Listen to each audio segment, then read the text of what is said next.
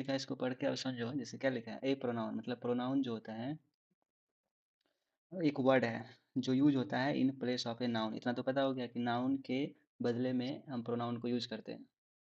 जी। लेकिन क्यों करते हैं ये बात भी हम यहाँ पर लिखे हुए हैं, देखो। टू अवॉइड रिपीटेशन, ठीक है। रिपीटेशन किसका रिपीटेशन?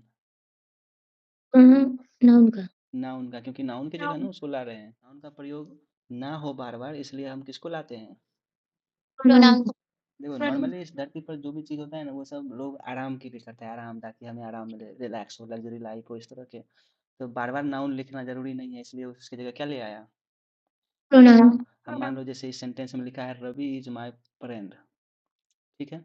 अब फिर यहाँ ही की जगह पर वो लिख देता रवि इज वेरी हेल्पफुल। फिर और इसके और लिख देता Ravi is an intelligent boy. इस तरह से अगर वो रवि रवि बार बार लिखते जाता तो जो इसको पढ़ेगा उसको कैसा लगेगा? नहीं, अच्छा नहीं लगेगा। बोरिंग लगेगा। जी। तो इसको इंटरेस्टिंग बनाने के लिए भी क्या किया गया है, रवि की जगह पर प्रोनाउन ला ही दिया लगा दिया। है ना। बात समझ में आ रहा है ना? जी जी। आप बता दोगे ना कि प्रोनाउन का हम यूज क्यों करते हैं? जी। बताओ। नाम को बार बार ना लिखने, नहीं लिखने। हाँ, सेंटेंस को अच्छा बनाने के लिए। हाँ, सेंटेंस को अच्छा बनाने के लिए, ठीक है। जी। तो प्रोनाउंस के टाइप्स हो गए। टाइप्स में पहला क्या था, याद करो? Personal pronoun. बिल्कुल सही। Personal pronouns refers to person और थिंग्स। पर्सनल प्रोनाउन जैसे किसी व्यक्ति के लिए यूज होता है, जैसे आई, वी, यू, है ना, इस तरह के। ईट, ईट जो है वो किसी ऑब्जेक्ट के लिए यूज होता है। ईट का प्रयोग हम बर्ड्स के लिए भी करते हैं या एनिमल्स के लिए भी करते हैं। समझ में आ रहा है ना? जी। तो जैसे यहाँ पे देखो पर्सन, पर्सन में कितने पर्सन है? 3 पर्सन है, फर्स्ट, सेकेंड और थर्ड। तो फर्स्ट पर्सन में हम क्या प्रयोग करते हैं? सब्जेक्ट के रूप में आई रहता है और वी। देखो इसका मतलब ये है कि फर्स्ट पर्सन, सेकेंड पर्सन, फिर थर्ड। इसमें अगर सिंगुलर प्लूरल की बात करें तो जैसे नंबर में बताए थे ना, नाउन का अपना नंबर होता है सिंगुलर प्लूरल। तो फर्स्ट पर्सन में सिंगुलर नंबर में क्या आ जाएगा? आई भी। आई, और प्लूरल बन जाएगा वी। यानी फर्स्ट पर्सन वो होता है जो बोलता है ना। और सेकेंड पर्सन वो होता है जो सुनता है। सेकेंड पर्सन में जैसे क्या आ जाएगा? यू, सिंगुलर भी यू रहेगा और प्लूरल में भी यू। यू रहेगा। थर्ड पर्सन यानी किसी थर्ड पार्टी, यानी किसी के बारे में जब कहा जाए, है ना, तो सिंगुलर में कौन कौन आएगा? ही, सी, इट, या फिर कोई एगो नाम बोले तब, है ना। ये और प्लूरल में कौन आ जाएगा? दे। तो यही चीज यहाँ पर है, फर्स्ट, सेकेंड, थर्ड। तो फर्स्ट, सेकेंड, थर्ड जब सब्जेक्ट के रूप में यूज होगा तब I, we, you, he, she, it, they, ये सब सब्जेक्ट के रूप में जब होगा तब। समझ में आ रहा है ना?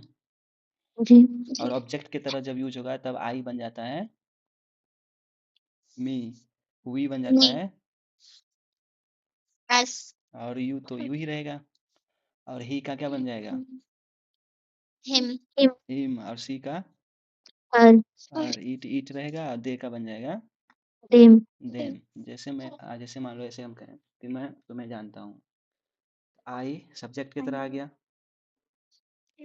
जानता हूँ तो नो, और तुम्हें तो मतलब यू। तो ऑब्जेक्ट में भी यू यू ही रहेगा, है ना। अब अगर हमसे ये पूछा जाए तुम मुझे जानते हो, तो सब्जेक्ट में कौन आ गया? यू। यू। यू, नो, और ऑब्जेक्ट अब कौन बनेगा? मी, आई। आई ऑब्जेक्ट बनेगा, तो आई ऑब्जेक्ट के रूप में जब आएगा तो वो हो जाएगा मी। तो यहाँ पर आई भी प्रोनाउन है, यू भी प्रोनाउन है, और मी भी प्रोनाउन है, लेकिन मी क्या हो गया? ऑब्जेक्ट, ऑब्जेक्ट के रूप में आया। समझ में आ रहा है ना? तो ये सारे के सारे जो यहाँ पर लिखे हुए हैं वो सब कौन से प्रोनाउन हो गए? Personal, personal pronoun. Personal pronoun. समझ में आ रहा है ना? सो ओनरशिप, ओनरशिप का मतलब मालिकाना हक या अधिकार। समझ में आ रहा है ना? तो इसमें क्या कौन कौन से वर्ड्स आ रहे हैं ये भी ध्यान रखना, जैसे mine, ours, yours, his, hers, theirs. ये सब वर्ड्स जो होते हैं वो पजेसिव पजेसिव वर्ड होते हैं, मतलब इससे हमें कहीं पर अगर माइन लिखा रहे, आवर लिखा रहे, इसका मतलब है कि वहां पर अधिकार को दिखाया जा रहा है। समझ में आ रहा है ना? जी अब जो है ये वर्ड्स प्रोनाउन की तरह कब बिहेव करेगा, ये चीज समझो। इसको हम पहले भी बताए, फिर से वर्ड क्लियर कर रहे हैं। जैसे सेंटेंस पे ध्यान देना। हमने लिखा दिस बुक इज माइन। इसका क्या मतलब हुआ? यह बुक मेरा। यह किताब या यह बुक मेरा है, इस तो यही हुआ ना। अब दूसरा जी सेंटेंस ये है दिस इज माय बुक। अब बताओ इसमें इसका क्या मतलब हुआ? यह मेरी किताब। दोनों में तो एक ही मतलब। दोनों का मतलब लगभग सेम है, अधिकार को दिखा रहा है। दोनों ही सेंटेंस अधिकार अधिकार को दिखा रहा था। अब यहाँ पर मेन बात क्या है, तो अब ये समझो। देखो यहाँ पर भी माइन जो है, माइन ये अधिकार ही दिखा रहा है, और यहाँ पर माई जो है ये भी अधिकार दिखा रहा है। लेकिन माइन प्रोनाउन की तरह बिहेव करेगा, और माई जो है ये प्रोनाउन की तरह बिहेव नहीं करेगा। समझ आ रहा है ना? जी अब माइन जो है प्रोनाउन क्यों है? तो क्योंकि माइन के बाद कोई भी नाउन नहीं है। नहीं आएगा, इसीलिए माइन यहाँ पे प्रोनाउन है। और माई जो है यहाँ पे प्रोनाउन नहीं है, क्योंकि इसके बाद क्या है? नाउन। नाउन है। बात समझ आ रहा है ना? जी जी जी, तो यही बात है। तो अब इसमें देखो दिस के बाद क्या है? दिस के बाद है नाउन। तो दिस जो है वो एक प्रोनाउन की तरह बिहेव नहीं करेगा। इसको हम फिर आगे बताएंगे, डेमोन्स्ट्रेटिव जब बताएंगे तब। दिस जो वर्ड है ये प्रोनाउन की तरह नहीं है, ये बन जाता है एडजेक्टिव एडजेक्टिव बन जाएगा। ठीक, डेमोन्स्ट्रेटिव एडजेक्टिव ये बन जाएगा, डेमोन्स्ट्रेटिव एडजेक्टिव जो हम आगे बात करेंगे। Refers back to the subject. अब हाईलाइटेड पॉइंट को जो वर्ड्स हैं उसको देखो। सब्जेक्ट ऑफ द सेंटेंस, मतलब अगर कोई सेंटेंस हम लिख रहे हैं, उस सेंटेंस में जो सब्जेक्ट होगा, जब उस पर बात आए तब होता है रिफ्लेक्सिव प्रोनाउन। जैसे मैंने कहा ही हर्ट्स हिमसेल्फ।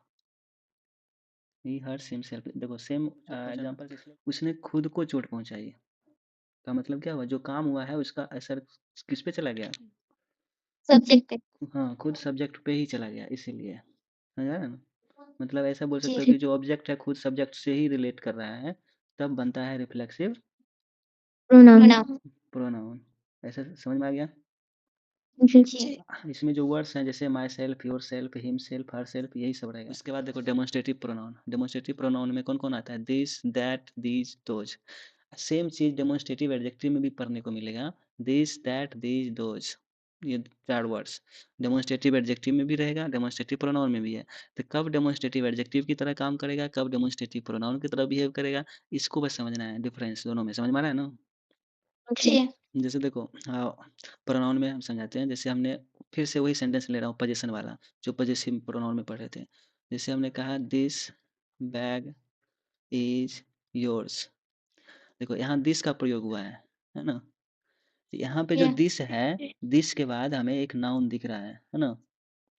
जी और ये बात हमेशा क्लियरली ध्यान रखना है कि जब भी प्रोनाउन होगा तो उसके तुरंत बाद नाउन नहीं नहीं होगा। हाँ, नहीं होगा। तो अब अगर ये दिस अगर प्रोनाउन होता तो इसके बाद बैग नहीं आता, आता कभी नहीं नहीं आता। इसलिए ये दिस जो है डेमोन्स्ट्रेटिव प्रोनाउन ना बन के क्या बन जाएगा?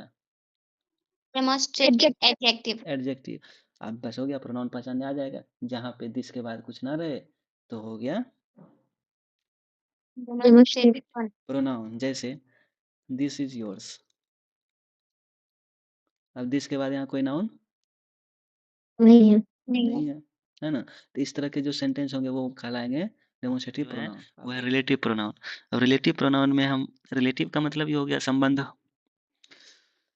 तो इसमें देखो क्या लिखा है, ज्वाइन टू सेंटेंसेज, इसमें दो सेंटेंस को हमेशा ज्वाइन करेगा। ठीक, जी और रेफर टू ए नाउन, दो सेंटेंस को ज्वाइन करेगा जिसमें एक जो सेंटेंस होगा उसमें नाउन को रेफर करेगा, है ना? जैसे कहेंगे this is the pen you gave me. यहाँ पे पेन क्या है? नाउन है। जी आप देखो दिस इज द पेन, यह वही कलम है। इसका हिंदी ये हो गया, यह वही कलम है। अच्छा, यहाँ पर आ जाएगा दैट, ठीक, यहाँ पे मतलब सेंटेंस को जोड़ना है। 2 सेंटेंस, एक सेंटेंस हो गया दिस इज द पेन, ठीक है ना, जी। और एक सेंटेंस हो गया यू गेव मी, और इसको जोड़ने का काम कौन कर रहा है? दैट। समझ में आ रहा है ना? तो यहाँ पे फिर से सेंटेंस पे ध्यान देना है कि ये 2 सेंटेंस को ज्वाइन करेगा, यानी whom, who, whose, which, that, ये हमेशा 2 सेंटेंस को जोड़ने का काम करेगा। एक कनेक्टेड हो गया, कोई दिक्कत? नहीं। अब यहाँ पे जैसे आ गया द बॉय, दूसरा सेंटेंस ले रहे हैं the boy who is playing is my brother. तो अब यहाँ पे देखो ये भी जो है हु रिलेट कर रहा है, संबंध बता रहा है। जी। तो यहाँ पर ये भी क्या हो गया? Relative pronoun. प्रोनाउन। ऐसे समझ में आ जाएगा ना? तो रिलेटिव प्रोनाउन इसके जी। एग्जांपल्स आगे हम रखे हुए हैं, वो जब आएगा तब। अब इंट्रोगेटिव में तो क्वेश्चन ही पूछेगा, तो क्वेश्चन वाले जो शब्द होंगे जैसे हु, हुम, हुज, व्हाट, व्हिच, है ना, जैसे हमने कहा व्हिच इज योर्स, तो यहाँ पे क्वेश्चन पूछा जा रहा है ना, हु आर यू, क्वेश्चन पूछा जा रहा है, समझ आ रहा है ना? जी। whom डू यू लव, ये सब क्या है? क्वेश्चन है। तो इस तरह के जो सेंटेंस मिलेंगे जहाँ पर व्हिच, हु, whom रहेगा, इसके बाद भी देखो नाउन आ रहा है क्या? व्हिच के बाद नाउन है? नहीं। नहीं, लेकिन अगर हमसे हमसे ये कहा जाए which book is yours, which book is yours, फिर इस समय व्हिच जो है वो प्रोनाउन की तरह बिहेव नहीं करेगा, समझ में आ रहा है नहीं ना? करेगा। तो इंट्रोगेटिव जी। खत्म, उसके बाद आता है इंडिफिनिट। डिफिनिट का मतलब होता है, निश्चित, तो इंडिफिनिट का मतलब क्या हो जाएगा? अनिश्चित। अनिश्चित। नहीं। जैसे मान लो हमने लिखा समवन इज कमिंग, इसका क्या मतलब हुआ? कोई आ रहा है। कोई आ रहा है। अब कौन आ रहा है पता ही नहीं है, गीता है, सीता है, राम है, कौन है पता है? नहीं पता है, समझ में आ रहा है ना?